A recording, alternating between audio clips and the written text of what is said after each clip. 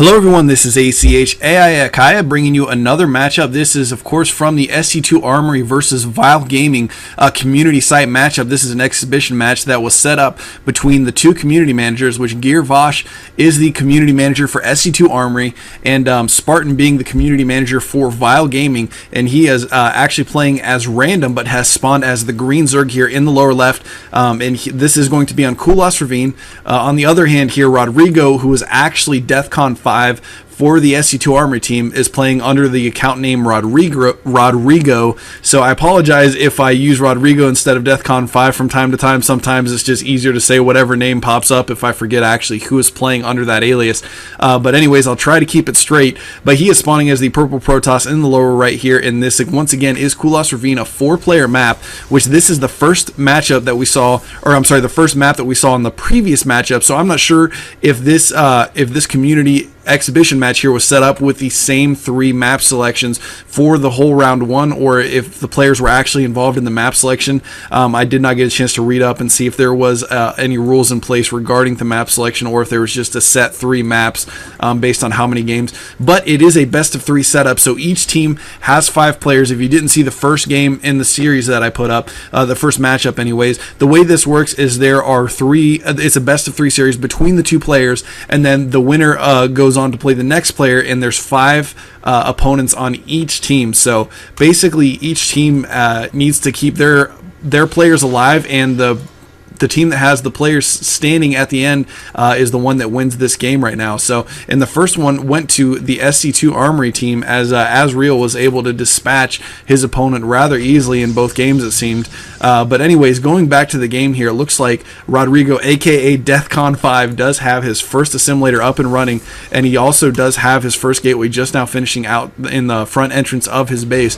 And as you can see here, as most Protoss players do, has created a small choke here, which is barely wide enough to block off with maybe 1 or 2 zealots there.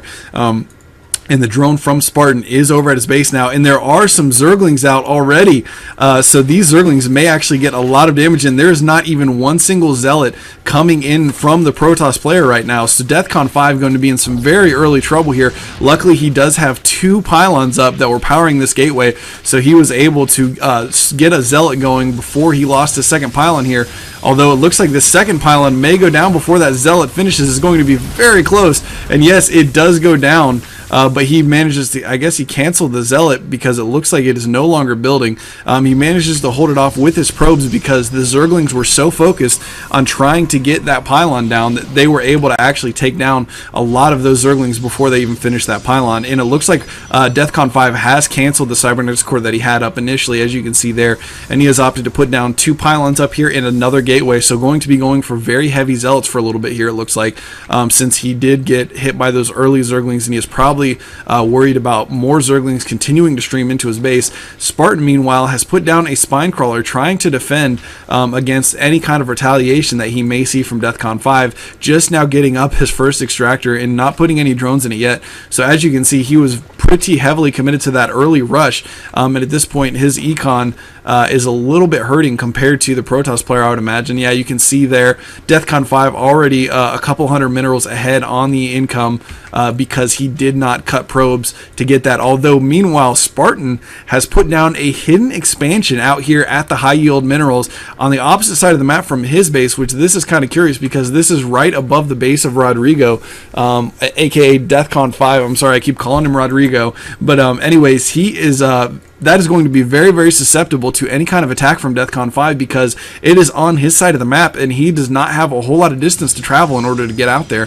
But it looks like there is a robotics facility on the way, and the cybernetics core, of course, has finished already, although it does not look like he is researching warp gate yet, just now starting that. So he's got a ways yet to go before that technology is going to be online for him right now. But as you can see, he does have pretty good saturation on his mineral line, and both assimilators are mining with 3 probes. So once again, he does have a pretty significant econ advantage right now. As you can see, he is 4 harvesters ahead of the Zerg player.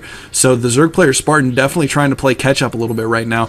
But looking at the units overlay here, we can see that there are absolutely no army units on the map for Spartan right now. He has only drones, overlords, and 1 queen. But if we look at the production overlay here, we can see that he still is not even producing any units. He does have the Zergling speed upgrade researching right now for his Zerglings, but no Zerglings on the map at this point, and a few more Stalkers. DeathCon5 saying could be worse, you know, and I'm guessing that he is referring to that early Zergling pressure where he almost lost the game right off the bat to a very, very quick 6 Zerglings, which fortunately he was able to get his probes out there and defend just in the nick of time to keep those Zerglings from doing a whole lot more damage. But he did lose 2 pylons and was forced to cancel his Cybernetics core very early into the game. Wow.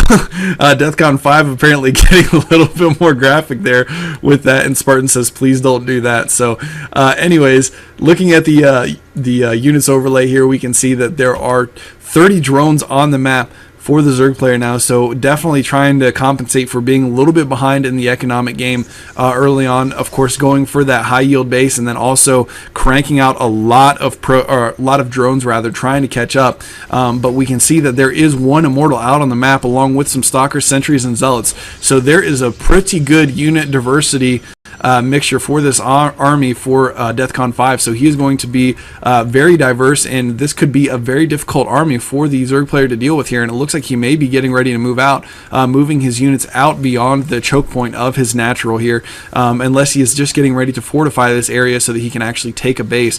At this point, he is still unaware of the high yield base over here on the right. As you can see on the mini map there, he is not aware that the Zerg player Spartan has expanded over here yet. And we do see there are some banelings out on the map for the Zerg player Spartan right now, so we'll see if he's actually able to do some damage here with them. Banelings are decent against zealots and sentries. I don't think that they're too great against stalkers. I don't know, I've never actually tried to use them to take down stalkers, quite honestly, but the mortals actually hold up very well against banelings, so I don't know if those banelings are going to be too effective against the Protoss army that he's facing right now.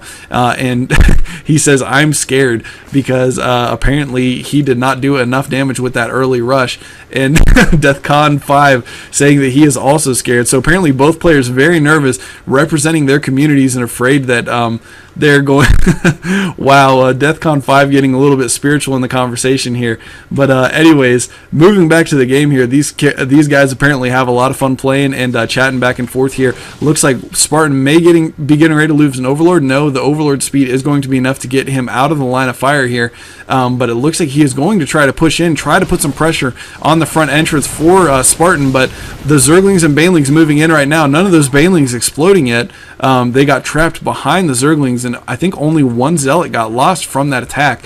So backing off just a little bit, and 1 other Zealot has been wounded slightly, but not too bad, and the rest of his army is in very, very good health still. So he is actually in pretty good shape here to do another push, and especially with these Immortals, those are very, very strong against these spine crawlers. Although there is a lot of Zerglings coming in here, which Zerglings are very strong against sentries, stalkers, and Immortals. So if he gets enough Zerglings in there and there's no force field put down to defend against these Zerglings, then he could lose a lot of these units. There are a couple force fields going down, but not blocking the front of the army here, so those Zerglings are going to be able to get in there and do a lot of damage. As you can see, a lot of those units going down already, although unfortunately the Zerg player Spartan did not have enough Zerglings to take out that whole army. He did take out a decent chunk of it, and you can see 1 Immortal there on the verge of going down, but unfortunately there are enough Immortals and Stalkers here that he can take down that Zerg player's front entrance there, and going to focus fire down this Queen right away and the Baneling's nest. More Zerglings coming out right now, and a lot of spine crawlers going down. You can see here that he has 6 spine crawlers, 2 of them getting focus fired down immediately, 3, and now the spawning pool going down as well. So it looks like the Zerg player could be in very bad shape here. On the other side of the map, we can see DeathCon5 is putting up an expansion on the high ground, but there's also this high yield over here, which he is still unaware of, as far as I'm aware. Yeah, looking at the minimap there, you can see that he is still unaware of that high yield expansion here.